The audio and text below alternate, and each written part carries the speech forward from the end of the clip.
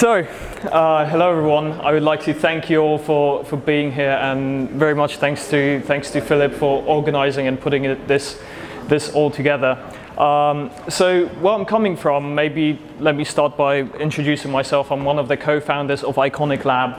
We are a seed funding wallet and an accelerator. We accelerate companies towards their ICO, and this presentation will be probably coming to you from more a financial background, as this is sort of where I come from, and the private equity and venture capital space. And so let's start off. I'll tell you a bit about what we are, and then we jump into the presentation regarding the ICOs and where we stand today.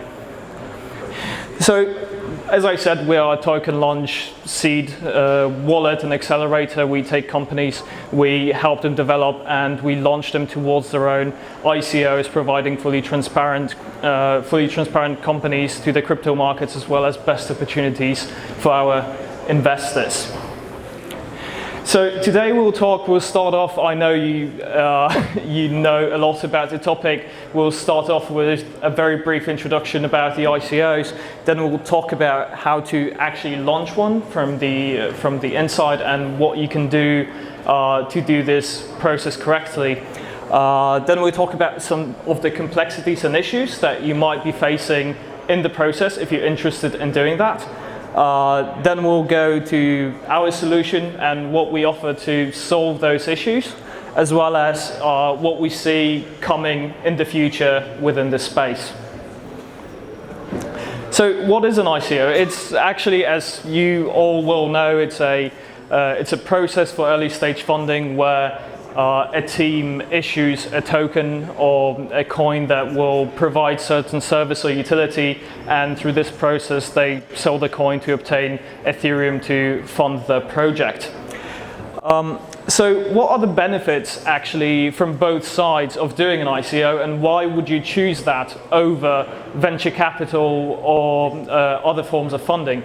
Well, first of all, from the investor side, it provides you the liquidity of your investment, something that the venture capital funds are not used to, as it usually takes somewhere between 3 to 5 years to get any return on your investment when you liquidate it. Whereas having an ICO and investing in an ICO provides you with the ability to liquidate your investment at any time if you feel like the project is not going exactly where you want it to.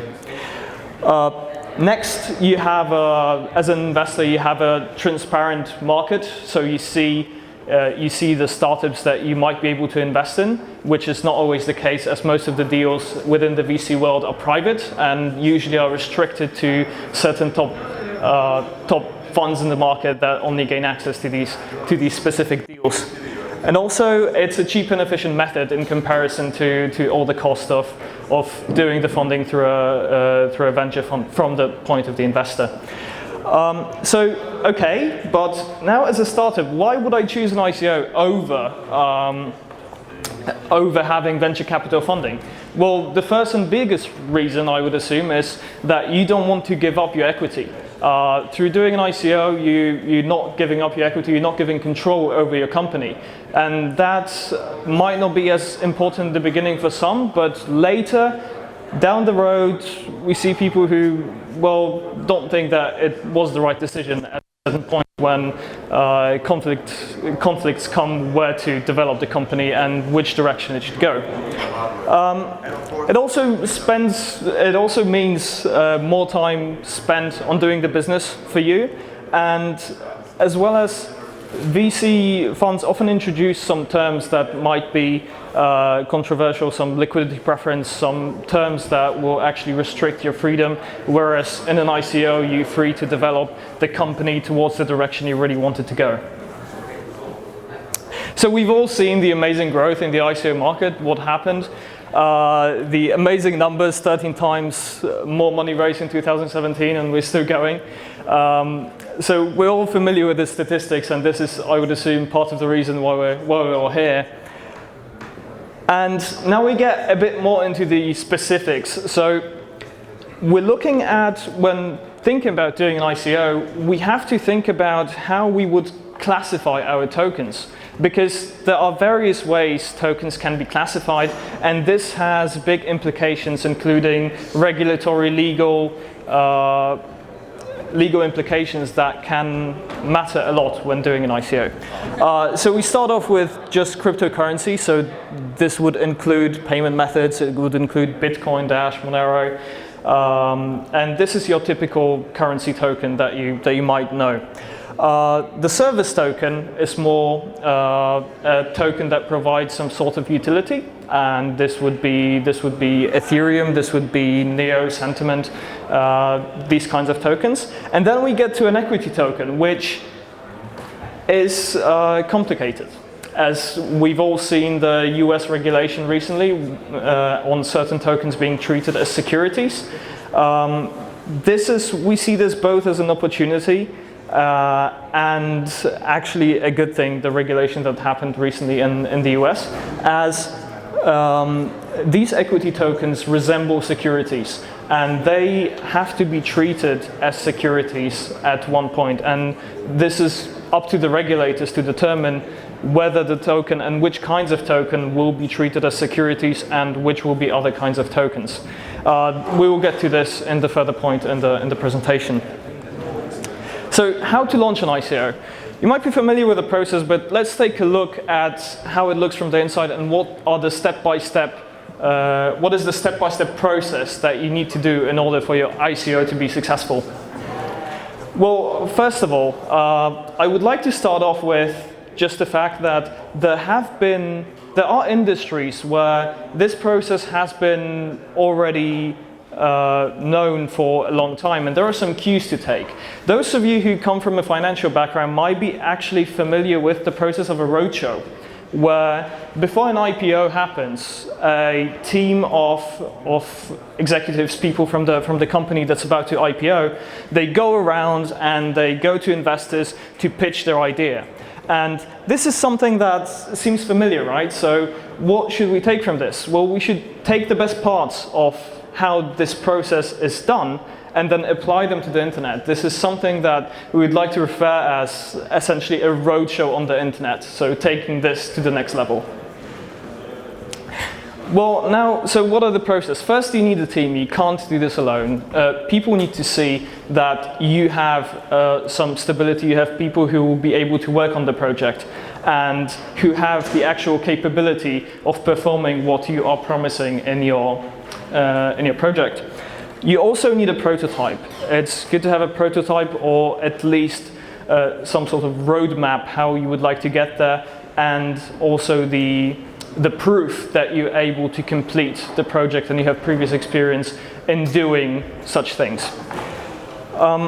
You also want an advisory board, as these can be individuals that you can source, and you would be surprised which individuals coming from top companies would actually agree to work with you on certain projects. And these people not only provide the proof of concept to your potential investors, but they also give you credibility, and they can fill in the roles that you are missing within your team that maybe are not as essential. So what's the next step? Well, the first step to an ICO is a white paper. It's a document that essentially describes your concept of what you're trying to sell. You'll start with a white paper, but you will also really need a color paper as well as a two-pager. Mostly for people are lazy. Let's put it this way. And for some people who are not so technical, they will not read actually through your white paper. They will go to your two-pager or your color paper to determine the concept of what you're trying to sell. Well, then the regular steps. So you of course need a landing page, which is your main selling point. You will need to engage on social media, on anything from Facebook through LinkedIn, through Slack channels, and you will need to engage with your audience, because the audience are your investors, essentially. You will need to answer any questions they have. You will need to discuss with them the issues and defend your business model. Another point is generating content. Content marketing in this point is probably the best way to market your tokens, as This point comes at around 3-4 months before the ICO. So we all know the overnight successes, and that the overnight successes don't happen overnight. This is a similar story. So the majority of your work will actually happen 3 to 4 months before an actual ICO, where you'll be generating content, you'll be engaging with the audience, and the actual ICO is more like a gratification of the entire process that you went through in order to achieve that. A bounty program is a really good practice in the field, where you would dedicate a certain part of your tokens in order to incentivize people to market your token for you. And these would be some influencers within this space that would be rewarded with your tokens when your ICO goes through. It's a very good practice, and a lot of ICOs do this. I personally feel it should be a significant percentage of your ICO dedicated to these sort of activities. You will need to engage strategic partners. So the companies that are already working in the field, they not only provide you with a proof of concept, but they also give a certain level of security to people who want to invest in your ICO. If they see that you're working with certain parties that they know well and they've succeeded in this space, you will have the social proof that you need in order to perform a good ICO. Also, if you can get your partners to invest in you, to commit to you, well, that's a significant sign for the investors as well, that this is something worth considering, as these companies who have already succeeded have invested into your tokens. And then spread, connect to 4 ends of the world or more, around the world. Sorry. And you can translate your landing pages, you can translate your white papers, you can go to other countries, make it as available as possible. Now, going forward, there are some issues to consider. The first of all being the legal issues. So you have to choose. First of all, you have to decide what your token is, and now I'm referring to one of the first slides that we've seen. Is your token an equity token? Is your token, can it be classified as a security? Is it a token that provides a certain level of utility? Does it have to be, when I'm saying, is it an equity token? I mean that if it is classified as an equity token in certain jurisdictions, you have to treat it as security. And that means that you will be very limited in terms of your marketing. You will, depending on the jurisdiction, of course, you will be able to only market it to certain accredited individuals or only certain companies, and you'll be limited to marketing in certain countries as well. So then, this is a significant decision, and actually the best practice in this field is working with legal teams around the world to determine which jurisdiction is best for your token on an individual basis, as this will essentially give you the certainty that these legal costs are also pretty high. This will give you certainty that your token can be marketed in certain jurisdictions.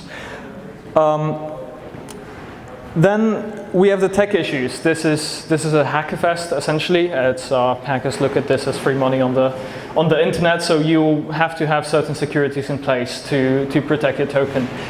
A good practice is also regarding the smart contracts is auditing, having your smart contracts audited before releasing them. There have been a lot of issues with this in the past, and also having it audited by a respectable company gives your investors a certain level of trust and security. You will need to deal with issues like wallets that you will be using, as certain wallets are incompatible. You have to think of all these issues in advance. You know how people say that at least one miracle must happen for a company to succeed? Well, here it has 3. Well, here it's just one thing that can go wrong, and this will ruin your entire ICO. The process has to be thought through from the start to finish at the very beginning, because you'll be running into these issues whether you like it or not. Well, and then the next step after creating your prototype, after gathering the team, writing the white paper, and doing all these steps, well, the next step is a pre-sale. This happens. This is where people participating in a pre-sale will usually be the people who you've engaged before by creating content, reaching out on social media.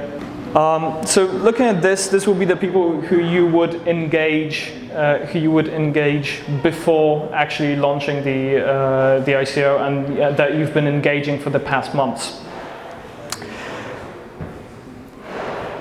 The next step is the actual IPO. So if your pre-sale was successful and the tokens that you've dedicated towards the pre-sale have been sold out, well, you will have the social proof that your project is doing well, and you can you should have a successful ICO. And at this point, you will convert a certain part of your money into fiat currencies to run the operations, and hopefully provide utility and service through your tokens to your investors. Now, we talk about this, but we all know that there are a lot of issues in this market. And well, to define these issues, we talk about pre-seed funding. So in order to launch an ICO, in order to engage with the legal teams and pay for the costs of actually launching it correctly, the teams will usually need pre-seed funding. This is one problem where usually the funding can dry up when you consider ICOs being an ambiguous legal framework in certain countries. Scams and fraud, we've all seen this happen. This is a significant problem and something that is not easy to get rid of without proper regulation. The legal framework, as I said, you have to engage with legal teams to determine whether your token is marketable in certain jurisdictions, and to determine the jurisdiction that fits your token best, depending on its uses. Unaudited token contracts, many companies have run into this problem where the contracts were not correct or had security issues, and through this problem they lost money. And in the ICO market, if you lose once, well, you're probably not getting a second chance anytime soon. Over-liquidated projects. So this looking at this from the VC perspective, this is something that, if you consider the projects that have raised so much money, and if you put that in comparison to the companies that have been raising in the VC space, you will go, this is crazy. This is a problem, and the problems are not visible straight away. They will start being visible at the point when people realize that the companies cannot actually provide the value that they've been given, and this is the point where we'll see the over liquidation of the projects actually being a problem. And then we have the lack of transparency, as it's a very unregulated market. What happens if a startup goes dark or does not provide updates? The investors would not be really too happy about this. And I see this changing, but for now, this is the way it is. And I feel that we'll see a shift towards more visibility in the projects. So now, what is the solution to all these issues? This is where we come in, and here is my pitch. We've partnered up with a few companies that you might know in order to do this project, and you might know TAS and Sentiment, as well as the Frankfurt School Blockchain Center, and we'll be working to source the top companies in the blockchain space and provide them with business development, marketing, and seed funding to essentially launch them towards their own ICO. We'll accelerate the teams to launch their own token, and by doing that, we will provide full transparency, not only about the companies themselves, but the full financial reporting that goes with that.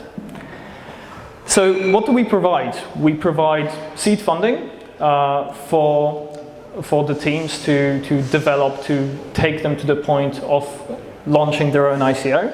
We provide business development services, as we have people coming from the VC space, as well as marketing and business development to essentially do the pre-ICO process of developing the business.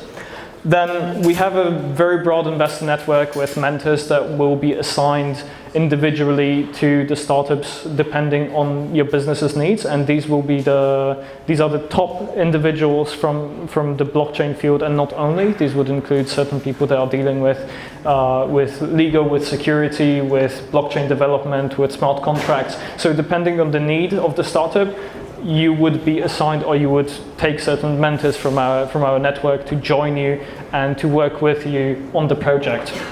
And we'll also provide you with access to the legal teams that we're working in several jurisdictions to determine where your token should be placed, and what's the best jurisdiction for your token to be in, and then ICO in that very jurisdiction. So what we do is we start with a full due diligence, venture capital style due diligence of the startups to make sure that the entire project is valid and it has a valid business model, and it is actually a good opportunity not only for our investors but also the cryptocurrency market. We provide a full service package of structuring, business development, technology help, as well as marketing and the entire pre-ICO package. Then we have an exclusive pre-sale to our investors and certain individuals, and then we go to a full ICO. We'll have a full reporting tool that would help our startups to be transparent, and that will provide the access to the community and our mentor network. And this is what we see coming in the ICO markets. More regulation, we already see this happening more and more, and we actually see this as a great opportunity for us to work with the startups and to provide them with actual help regarding these well, I wouldn't call them issues, but this opportunity to use certain jurisdictions in order to launch the token. We will see more and more quality projects as people start to realize that certain projects that have raised so much money might not be as viable as they thought, and this is also a point that we like to keep close to our heart, as we will make sure that the projects of our accelerator will be raising money appropriate for their needs and not over raising to a point of 100 million or more. And then we'll see way more decentralized wealth, as investing in startups has been previously limited to only certain accredited individuals or venture capitalists, and I believe this technology can actually provide us with more decentralization in this field. And even looking at the structure of the venture capital now, having the blockchain technology support this and be the background technology behind this can actually be a great asset, and this is where I even see venture capital funds engaging in the future more and more, and basing their structures on the blockchain technology. So thank you very much. I will be available I will be here for the rest of the day. So if you would like to discuss anything in person, I will be very happy to talk to you. And yeah, thank you very much.